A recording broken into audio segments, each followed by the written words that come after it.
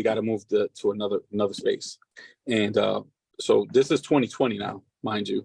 So what's happening in the beginning of 2020? COVID. The pandemic. Yeah. Good old COVID-19. And while that it was such a scary time for I'm sure for a lot of people in the world. From my standpoint, it was scary because we had just signed paperwork on moving into a 2,700 square foot shop, and it's just me and him. I'm still on active duty, and everybody else in the world is shutting their doors, and everybody else they're losing their businesses. And here we are taking this just bold leap in faith and trusting in God, that's gonna take us to this next level. And man, it paid off. We moved into this 2,700 square foot warehouse, and it just around that time was when we released.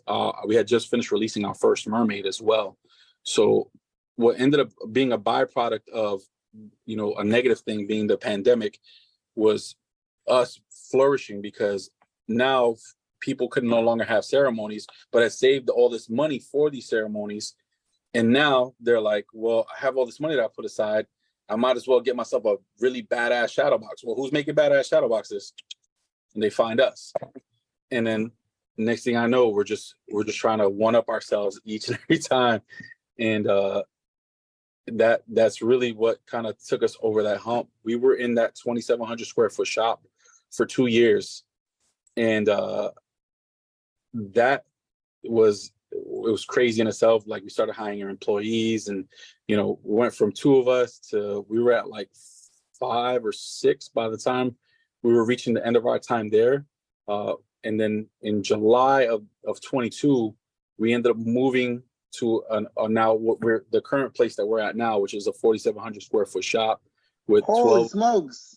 Yeah, there's 12 of us working here, working Monday through Friday, from 8 a.m. to 6 p.m. There's someone here in the building, and we're shipping shadow boxes all over the world and taking care of people from all the branches of the service.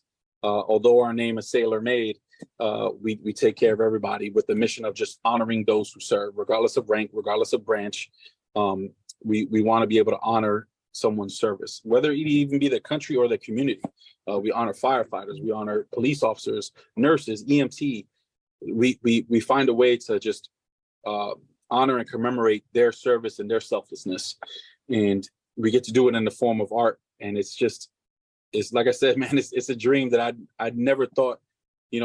I grew up dirt poor kid from the Lower East Side of New York City, and now here I am, owner of a company that employs and provides a quality of life for 12 people, and I get to ship my product all over the world to people that are doing things that only a small percentage of the world can do. So I know I spoke for a really long time, but that's my story.